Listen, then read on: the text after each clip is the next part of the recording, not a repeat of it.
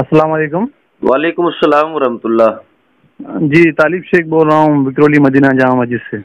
Vikhroli Medina Jama Masjid से तालिब हाँ, अब शेख। आपको अक्सर ऐसी जगह से कॉल आ रहे होंगे आप ही के या। यहाँ से ज्यादा आ रहे हैं। हाँ, तो मसला ही कुछ ऐसा है कि बाहमी आना ही है। बिल्कुल आपने एक बिल्कुल। वीडियो बना के जो डाली थी उस सिलसिले में आपसे शायद सुबह बात भी हुई है, शायद दोपहर में अब्दुल गफूर भाई की बात हुई शायद आपसे। हम्म। जो आपने एक वीडियो बना करके डाली थी हजरत, जी। जिसमें मतलब कमेटी ने ये कर दिए। पहले तो जो अवाम उन्नास का ये मतलब नजरिया ही है कि कमेटी के जो लोग होते हैं या मुतवल्ली हजरत जो होते हैं वो चोर होते हैं। हाँ, मतलब ये अक्सर हाँ, अक्सर नजरिया है। अक्सर व बेशतर नजरिया यही बिल्कुल है। और बिल्कुल। इसी को मैं तकरीबन 7 और 8 साल से देखते हुए आ रहा हूँ। और हम्म। मेरे अंदर कहीं ना कहीं एक वो थी कि जुस्तजू कि इस नजरिए को बदला जाए। बहुत अच्छी पहल की अपने आपने। इलाकाई सतह, हाँ, अपने इलाकाई सतह पे शायद किया जाए या फिर जो भी है इंफरादी तौर पे किया जाए, मगर लोगों के दरमियान से इस नजरिए को खत्म किया बदला जाए। जाए, खत्म किया जाए। क्योंकि ऐसा बिल्कुल नहीं है कि हर मुतवल्ली और हर कमेटी का जो फर्द है वो चोर ये है ना। मुमकिनात में शामिल नहीं है कि सब चोर हैं, हाँ, लेकिन हाँ सब आप अक्सर ये हाँ चोरों की तरफ माइल है। हाँ, तो आप सबके साथ उसको उस तरीके को नहीं लगा सकते कि हाँ सब चोर ही है। बिल्कुल, सबको कहने वाला गलत है। हाँ हाँ, जिस तरीके से मतलब हर एक आलिम दीन जो है गलत वो नहीं है। गलत नहीं है ना। बिल्कुल बिल्कुल। चंद एक जो है वो राह रास्ते भटक चुके हैं, हम ऐसा कह सकते हैं उनको। बिल्कुल बिल्कुल बिल्कुल। हाँ, कि वो अपने रास्ते को भटक चुके हैं और पता नहीं वो दुनिया ही लहू लहाब में लग चुके हैं और पता नहीं क्या उनके साथ मामला थे। वो अल्लाह बेहतर जानता है, वो बेहतर जानते हैं, है ठीक। ना। तो जैसा कि आपने वीडियो बना करके कहा कि कमेटी ने जुल्म किया, मैंने भी हम्म। सुना वीडियो में भी देखा। अब हुआ ये कि नौजवान इलाके के लड़कों को लेकर के इन्होंने क्या किया, एक कमेटी तश्कील दी थी हम्म। और उसका इल्म ट्रस्ट बनाया, मतलब एक अल अमान एजुकेशनल फाउंडेशन। ठीक। 2019, हाँ 19 में बनाया, जिसका इल्म सदर साहब को नहीं था। तो सदर साहब को जब मालूम पड़ा कि एक जगह इन्होंने ले ली है, खानका बना दी। अच्छा, इससे पहले एक और चीज़ हुई। हम्म। मुफ्ती साहब एक दफ़ा जो है ना, मतलब बोले कि मुझे बड़ा दारुल उलूम कायम करना है। मेरे वालिद साहब की जो है वो ख्वाहिश है, तो उसके लिए मुझे बड़ी जगह चाहिए, मतलब 2-4-10 एकड़ जगह चाहिए। सदर साहब क्योंकि कंस्ट्रक्शन लाइन में थे तो वो उनको करजत ले गए। करजत में उनको ज़मीन दिखा, एक ज़मीन उनको बहुत पसंद आई। सदर साहब ने बोले कि इसका सौदा कर दूं, तो बोले हाँ कर दो, ये ज़मीन मेरे को पसंद है। सदर साहब ने उसी वक्त मतलब उस शख्स से उस ज़मीन का सौदा किया, 20 लाख रुपया बयाना दिया। कितना? 20 लाख। 20 लाख रुपया जाती, ठीक। चंदा नहीं, किसी का 1 रुपया नहीं, किसी का 2 रुपया नहीं। सदर साहब ने बोले ठीक है, कल पैसा पहुंच गया, ले ले पैसा ले ले। 20 लाख रुपया सदर साहब ने उस जमीन का बयाना दिया। 8 से 10 एकड़ के करीब वो जमीन थी, सिर्फ इसलिए कि इसके ऊपर एक दारुल उलूम बनेगा।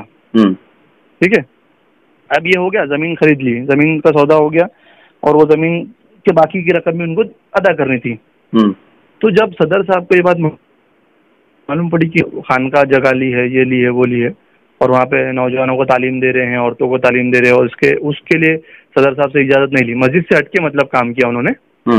तो सदर साहब ने उनको बुलाए और उनके बड़े भाई को बुलाए। ठीक।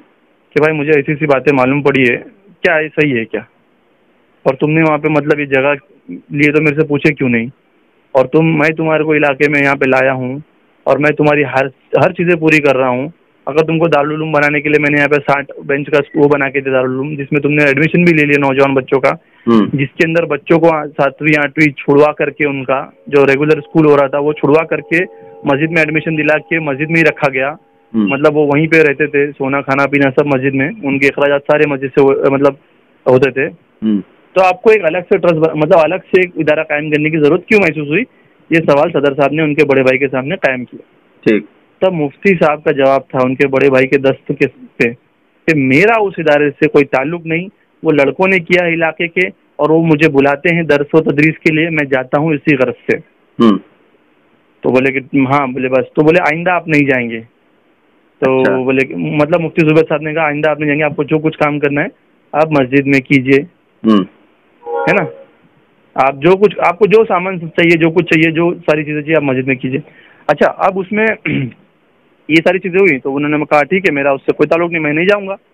उसके बाद वो जो दूसरे लड़के हैं वो लोग आए सदर साहब के पास, मतलब उन्होंने अपना एक्सप्लेनेशन दिया कि भाई मुफ्ती साहब का उससे कोई ताल्लुक नहीं है, हमने शुरू किया है और उसमें आप उनको कुछ ना कहें, उनकी कोई गलती नहीं है और हम लोग शर्मिंदा है, नादिम, हम लोग माफ़ी मांगते हैं उनकी तरफ से, ऐसा कुछ आपको लगा है तो, है ना। सदर साहब ने कहा देखो मेरा तुम्हारे से कोई वो नहीं है मसला, मेरा मसला सिर्फ ये था कि अगर आपको कुछ ऐसा करना था तो मेरे इल्म में लेके आते कम से कम, जिक्र करना चाहिए था। कम से कम मेरे इल्म में लाते कि इलाकाई सतह पे अगर कोई इंतशार होगा तो मैं उसको फिर झेलूंगा। बिल्कुल, क्योंकि मैं इलाके में रसूखदार आदमी है ना, और लोग उनको जानते हैं, इनकी बात पे वो करते हैं, भरोसा करते हैं। ठीक। तो कम से कम मेरे इल्म में लाना चाहिए था। और मुझे तकलीफ हुई कि मतलब मैं आपके साथ मतलब दिलो जान से लगा हूँ और आप चीज़ें मेरे साथ छुपा रहे हो। तो बहुत ये सब चीज़ें हुई, और ये तनाई में हुई, गोशे तनाई में। इसके सिर्फ मुफ्ती साहब बैठे थे, मुफ्ती जुबैर साहब बैठे थे। भाई काफ़ी ज़्यादा वक्त ले रहा हूँ, माफ़ करना। चलिए मैं बताऊं आपसे मेरे भाई, ये मुतवल्ली साहब की जो मदह सराई है ना, ये मुकम्मल तरह से मैं जहन में फिट कर चुका हूँ।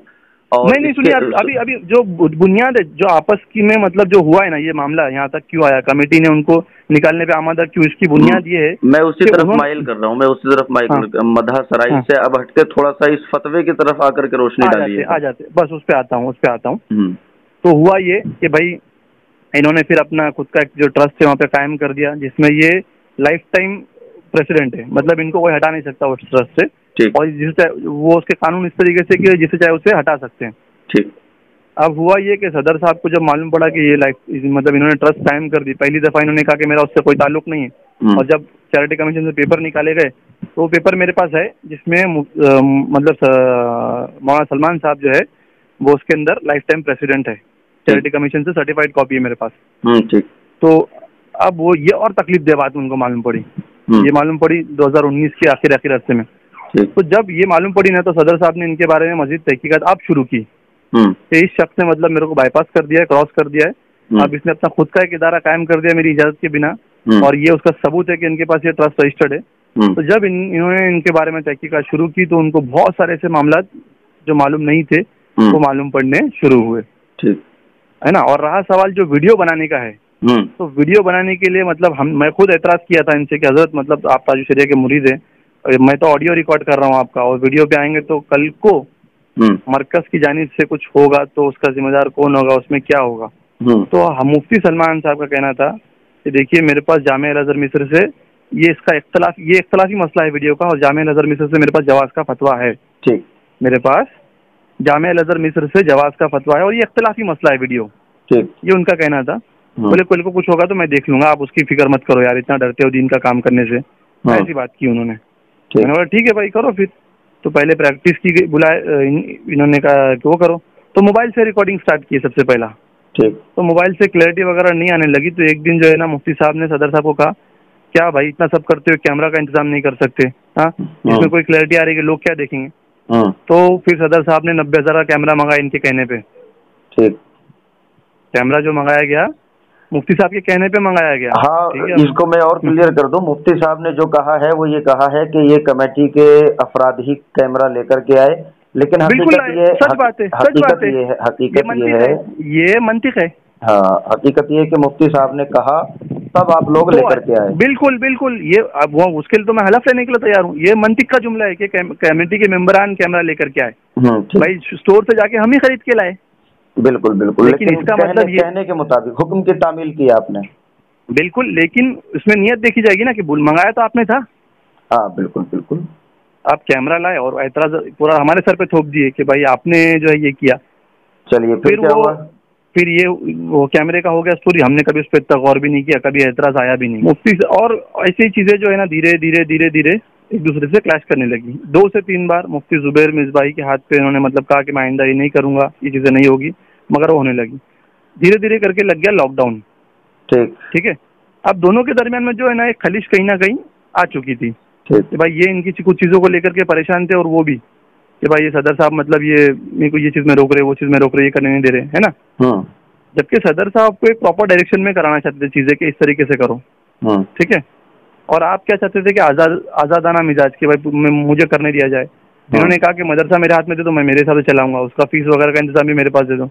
सदर साहब ने कहा देखिए मैं फीस वगैरह का इंतजाम आपके पास नहीं देता, आप चलाओ अपने हिसाब से, लेकिन आप इल्मी मामला देखो, फाइनेंशियल जो मॉडल है वो मैं देखूंगा और वो ट्रस्ट देखेगी। क्योंकि ट्रस्ट आपके हाथ में पूरा का पूरा उठा करके वो चीजें नहीं दे सकती है। कलेक्शन भी आप देखो, सारी चीजें आप देखो, वो कहीं ना कहीं खलिश हुई। और मुफ्ती साहब ने साइड बाय साइड अपना एक खुद का पैरेलल ट्रस्ट बना लिया, उसमें चंदा करने लगे। अच्छा, उसमें चंदा करने लगे, इलाके में भी और इलाके के बाहर भी। आलामान, मैं एक ऑडियो भेज रहा हूँ अभी इसके बाद, आप सुन लेना उनकी आवाज। और उसमें उन्होंने कहा है कि जिन लोगों ने आलामान में चंदा दिया है मैं उनका बहुत शुक्रगुजार हूँ। और वो मार्च लॉकडाउन में जो रमजान था 2020 में जो रमजान आया था उसका ऑडियो है, उस टाइम का ऑडियो है वो। मुझे व्हाट्सअप कीजिएगा वो, मैं कर दूंगा वो भी आपको इंशाल्लाह।